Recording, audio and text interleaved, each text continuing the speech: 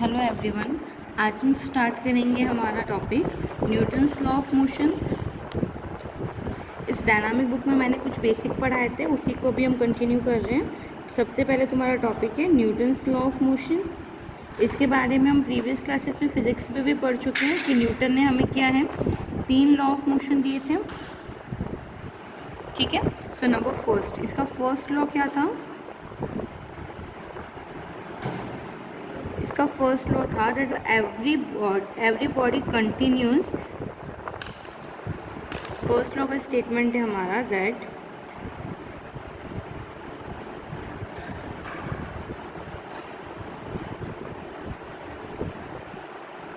every body continues in its state of rest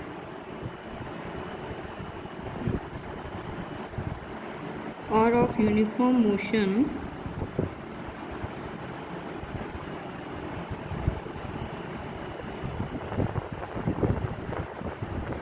in a straight line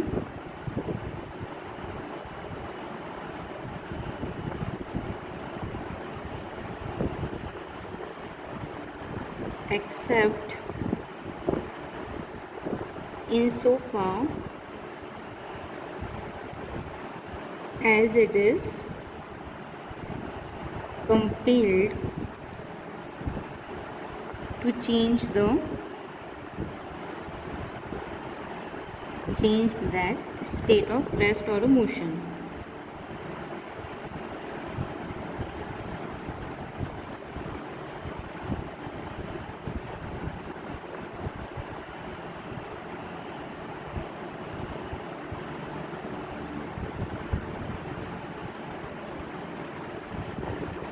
By some external impressed force.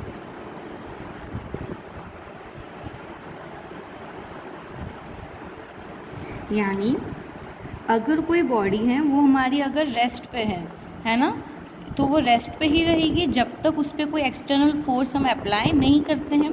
या फिर अगर कोई body है वो मोशन कर रही है तो वो मोशन ही करेगी जब तक हम उस पर कोई एक्सटर्नल फोर्स इम्प्लीमेंट नहीं करते हैं। क्लियर है यहाँ तक?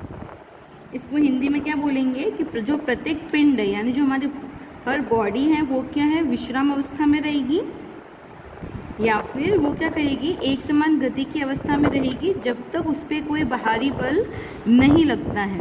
क्लियर है ये चीज़? ये क्या था न्यूटन्स का first law of motion. Again Newton's का सेकेंड लॉ ऑफ मोशन देखो क्या होता है।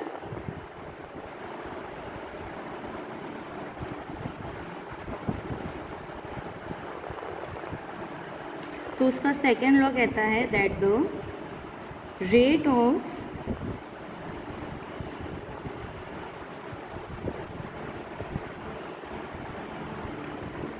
change of momentum is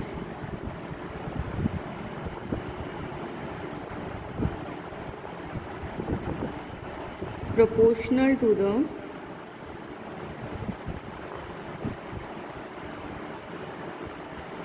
impressed force and takes place in the direction of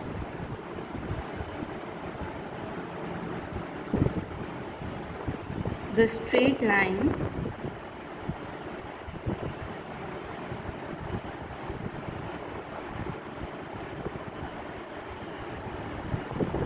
in which force acts। यानी जो rate of change of momentum है हमारा, है ना, यानी जो हमारा rate of change of momentum है ये हो गया हमारा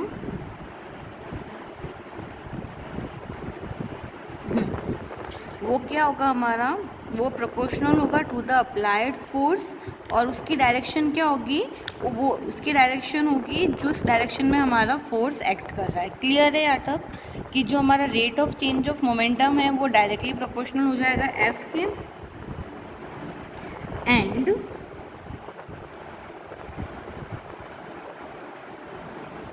जो उसकी डायरेक्शन है वो हो जाएगी अलोंग अ स्ट्रेट लाइन जहाँ पे फोर्स हमारा एक्ट कर रहा है। Now third law of motion.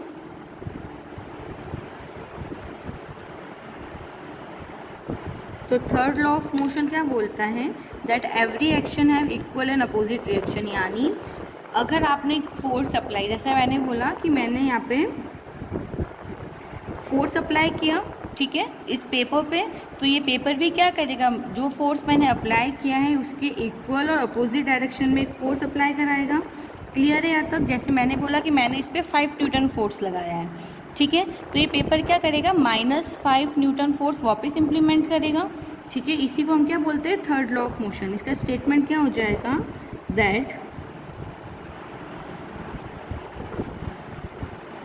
To every action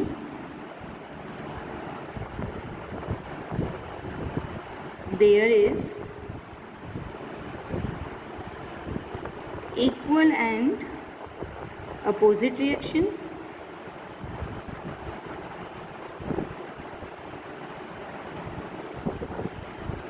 clear है यहाँ तक? ये तो हुए हमारे law of motions, Newton's law of motion. अब हम कुछ फॉर्मूला देखते हैं। पहला फॉर्मूला है P = mf, ठीक है, जहाँ पे P क्या है, P is a force,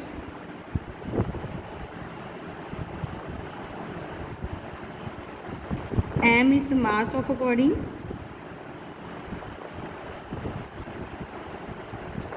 whose velocity is v। Clear है? Then by second law of motion हमें क्या पता है, that rate of change of momentum is direct, that force is directly proportional to rate of change of momentum।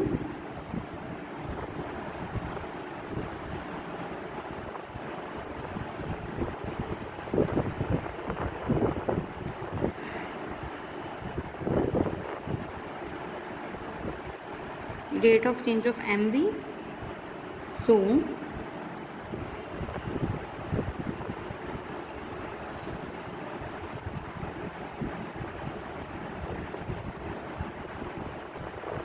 Proportional sign हटाएंगे तो lambda हमारा एक constant आ जाएगा। अगेन हमने क्या माना कि ये जो P है वो हमारा इक्वल टू 1 है, तो M = F हो जाएगा 1, यानी 1 इक्वल टू लैम्डा डॉट 1 यानी P = mf। क्लियर है ये चीज़?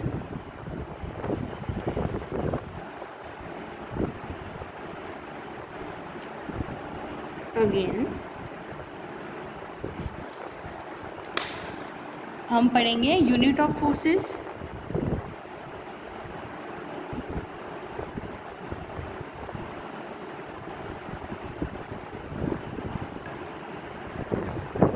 अच्छा देखो, ये हमारा फॉर्मूला था P = mf। इससे क्लियरली हमें विजिबल है कि जो हमारा फोर्स है उसकी यूनिट क्या करती है, हमारी मास पे डिपेंड करती हैं, उसके डिस्टेंस पे डिपेंड करती हैं, टाइम पे डिपेंड करती हैं। क्लियर है? तो यूनिट ऑफ फोर्सेस देखते हैं डिफरेंट सिस्टम्स। नंबर फर्स्ट है हमारा CGS सिस्टम, यानी centimetre gram and second system, ठीक है। इस सिस्टम में हमारी जो यूनिट ऑफ फोर्स है वो होती है हमारी डाइन, ठीक है, यानी जो 1 डाइन है वो होता है हमारा equal to 1 gram into 1 centimetre per second square, ठीक है। ये हो गया CGS सिस्टम में। फिर आता है हमारा MKS सिस्टम, यानी मीटर, kg एंड सेकंड। इसमें हमारी जो यूनिट ऑफ फोर्स है वो हो जाएगी ना न्यूटन, यानी जो 1 न्यूटन है वो होता है हमारा 1 kg इंटू 1 मीटर पर सेकंड स्क्वायर। क्लियर है यहाँ तक? अच्छा, जो डाइन और न्यूटन जो है वो हमारी निरपेक्षक इकाई कहलाती है। क्यों? क्योंकि इसकी जो वैल्यू है वो हमारे जी पर डिपेंड नहीं करती है। क्लियर है यहाँ तक? ये चीज़ क्लियर हुई। अब हमारा आता है वेट ऑफ अ बॉडी।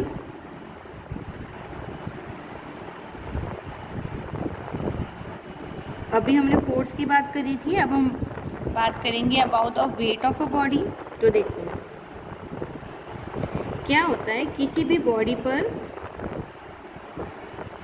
वो फोर्स जो क्या होता है, जो अर्थ उस पर अप्लाई करती है, जो जिससे वो क्या करता है, उस बॉडी को अपने सेंटर की तरफ अट्रैक्ट करता है। यानी ये एक बॉडी है, इस पर क्या हो रहा होगा, जो सेंटर है वो क्या करेगी, इस पर एक फोर्स लगाएगी अपने इस बॉडी को सेंटर की तरफ अट्रैक्ट करने के लिए। वही फोर्स हमारा क्या हो जाता है, वेट हो जाता है। तो इसकी डेफिनेशन क्या हो जाएगी, देखो इसकी डेफिनेशन हो जाएगी, the force exerted on a body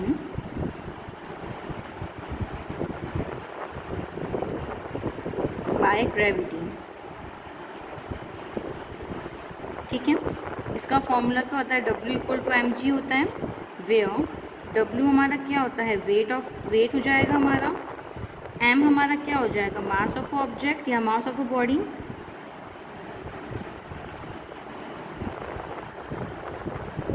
और जो हमारा g होता है वो होता है ग्रेविटेशनल एक्सेलरेशन।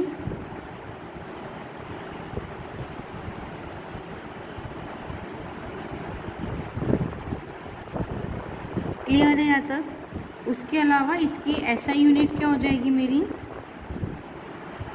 इसकी SI यूनिट हो जाती है kg मीटर सेकेंड इनवर्स 2।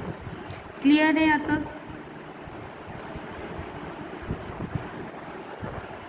इसकी जो हमारी डायरेक्शन होती है वो क्या होगी, हमेशा डाउनवर्ड एक्ट करेगी। यानी जो इसका डायरेक्शन है हमारा वो क्या होगा, हमेशा एक्स डाउनवर्ड, क्योंकि क्या ये सेंटर की तरफ लगेगी हमारी। क्लियर है यहाँ तक? अच्छा, जो वेट ऑफ अ बॉडी है, अगर मैं अर्थ की बात करूँ तो हमारा वेट अलग होगा, और अगर हम किसी और प्लेनेट पे जाते हैं तब क्या होगा, हमारा वेट चेंज हो जाएगा। क्यों? Due to the gravitational acceleration. Clear है यहाँ तक? तो ये बेसिक टर्म सभी को अच्छे से समझ में आ गए होंगे। अब कुछ और बेसिक टर्म के बारे में बात करेंगे। चलो कॉन्सेप्ट्स यहाँ पे एंड हो जाते हैं, अब हम क्वेश्चंस में समझते हैं ना, जो अगर कॉन्सेप्ट रह गए होंगे वो क्वेश्चन में मैं करा दूँगी। So your question number first, that a particle is moving along a coordinate line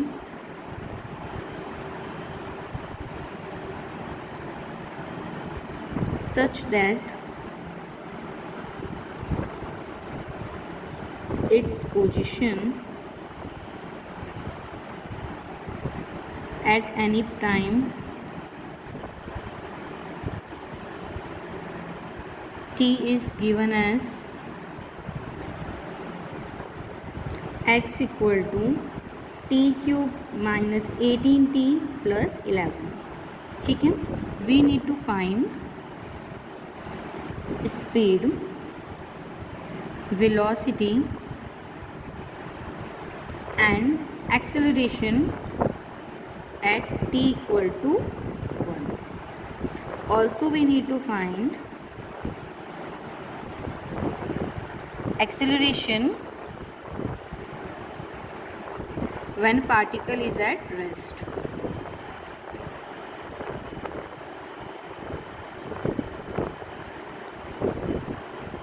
यानी क्या है, एक पार्टिकल है जो एक कोऑर्डिनेट लाइन में मूव कर रहा है, उसकी position at any time t हमें गिवन है by x equal to t cube minus 18t plus 11।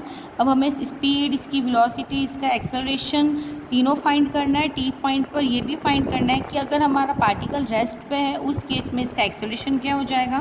तो इसका सोल्यूशन देखते हैं। सबसे पहले ये हमारा डिस्टेंस हो जाएगा x equal to t cube minus 18t plus 11। ठीक है, सबसे पहले हम क्या फाइंड करेंगे इसमें, सबसे पहले v इक्वल टू हमारा क्या हो जाएगा, dx बाई डी टी होगा। ये फॉर्मूला मैं बता चुकी हूँ ऑलरेडी। v इक्वल टू हमारा क्या है, dx बाई डी टी है। तो देखो dx बाई डी टी कर लो तो ये हमारा क्या हो जाएगा, t cube minus 18t plus 11। इसका डिफ्रेंशिएशन करेंगे तो ये हो जाएगा 3t स्क्वायर माइनस 18, यानी जो हमारा v है वो आ गया 3t स्क्वायर माइनस 18। अच्छा, हमें क्वेश्चन में गिवन है कि हमें वेलोसिटी निकालनी है एट t इक्वल टू 1, यानी एट t इक्वल टू 1 हमारी वेलोसिटी क्या हो जाएगी, देखो 3, 1 का स्क्वायर 1 माइनस 18, यानी वेलोसिटी हो जाएगी हमारी माइनस 15, यानी वेलोसिटी हो जाएगी माइनस 15।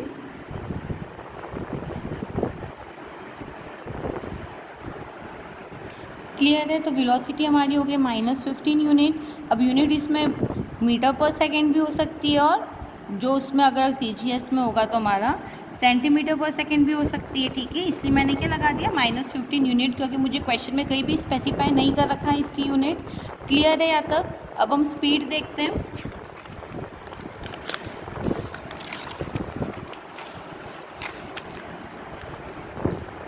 स्पीड हमारा क्या हो जाएगा, मॉडुलस ऑफ v, यानी 15 यूनिट। क्लियर है यहाँ तक। ये तो हो गई हमारी वेलोसिटी और स्पीड। अब हमें क्या निकालना है, एक्सेलरेशन। तो हमारी एक्सेलरेशन देखो क्या हो जाता है, एक्सेलरेशन यानी जो हमारा एक्सेलरेशन है उसको हम रिप्रेजेंट करते हैं as del square x upon d t square, ठीक है। ये हो जाएगा डी बाई डी या फिर d by d t of v. Clear है। D v by d t हमने पहले निकाला है, ये मेरा हो जाएगा d by d t of 3t square minus 18। इसका डिफ्रेंशिएशन कर लो तो ये मेरा हो जाएगा 6t, ठीक है। अच्छा, हमें गिवन है एट t इक्वल टू 1, तो हमारा t इक्वल टू 1 पे एक्सेलरेशन हो जाएगा 6 यूनिट। क्लियर है यहाँ तक। यानी हमारा वेलोसिटी आ गया, हमारा स्पीड आ गया एंड हमारा एक्सेलरेशन आ गया। अच्छा, फिर हमें निकालना था when particle is at rest. अच्छा, पार्टिकल रेस्ट पे इसका मतलब हमारा क्या हो गया, जो v है हमारा वो 0 के इक्वल हो गया। पार्टिकल एट रेस्ट का मतलब यही तो हुआ कि जो उसका v है वो हमारा 0 हो जाएगा। तो देखो हमने v की वैल्यू पहले क्या निकाली थी, 3t स्क्वायर माइनस 18 निकाली थी, ठीक है। अब v इक्वल टू 0 रख दो तो ये मेरा क्या हो जाएगा 3t स्क्वायर माइनस 18। यहाँ से देखो मुझे क्या मिला, 3t स्क्वायर इक्वल टू 18, यानी जो t की वैल्यू है वो मेरे पास आ जाएगी √6। यानी जब पार्टिकल हमारा रेस्ट पे है तब हमारा t क्या है, √6 है। इस √6 की वैल्यू में क्या करूँ, एक्सेलरेशन में पुटअप कर लूँ। भाई एक्सेलरेशन तो निकालना है मुझे at when particle is at rest. So acceleration of a particle at rest हमारा हो जाएगा 6√6 यूनिट।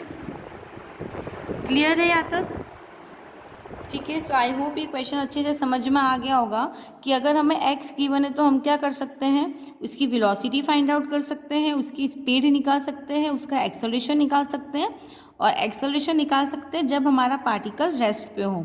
ये बेसिक फॉर्मूला थे जो मैंने एक क्वेश्चन से सबको अच्छे से समझा दिया है। क्लियर है यहाँ तक।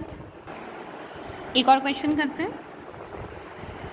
अच्छा, इसमें मुझे गिवन है if x equal to 3t cube minus 3t square minus 3t plus 3, ठीक है। इस केस में हमें फाइंड करना है उसकी वेलोसिटी, उसका एक्सेलरेशन, उसकी स्पीड, ठीक है। तो सबसे पहले हमें पता है v इक्वल टू क्या था हमारा dx बाई dt, ठीक है। तो ये हो जाएगा d by d t of x, यानी 3t cube at t equal to 1, ठीक है। तो ये मेरा हो जाएगा 3dt cube minus 3t square minus 3t plus 3। चलो उसका डिफ्रेंशिएशन करेंगे तो मेरा क्या हो जाएगा, 3 3 ज़ा 9, 3t स्क्वायर माइनस 3 2 ज़ा 6t माइनस 3। क्लियर है यहाँ तक। अब एट पॉइंट 1 निकालना है t इक्वल टू 1, तो ये मेरा हो जाएगा 9 माइनस 6 माइनस 3, यानी 0। क्लियर है यहाँ तक। सेकंड हमें क्या फाइंड करना था इसमें, स्पीड। स्पीड मेरी क्या हो जाएगी, 0। क्लियर है। थर्ड क्या है मेरा, एक्सेलरेशन। एक्सेलरेशन हमारा क्या होता है, dv/dt होता है। तो d/dt ये हमारा क्या हो गया, 90² - 60 - 3, निकाल लो, ये क्या हो जाएगा, -6। अच्छा, एट t = 1 निकालना था हमें, तो एक्सेलरेशन या इसको f से रिप्रेजेंट कर रहे हैं हम, तो f@1 क्या हो जाएगा, 18 - 6 यानी 12।